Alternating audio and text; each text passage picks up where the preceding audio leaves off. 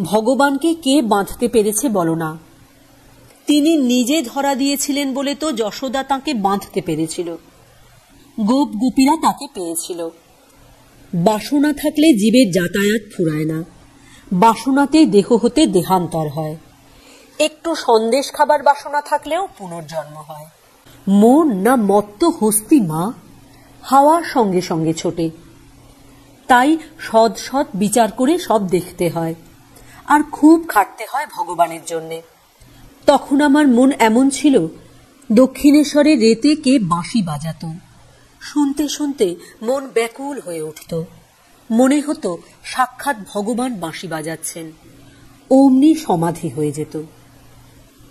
প্রারব্ধের ভোগ ভুগতেই হয়, তবে ভগবানের নাম করলে এই হয়, যেমন একজনের পা কেটে যাবার কথা ছিল, সেখানে একটা কাঁটা ফুটে ভোগ হলো।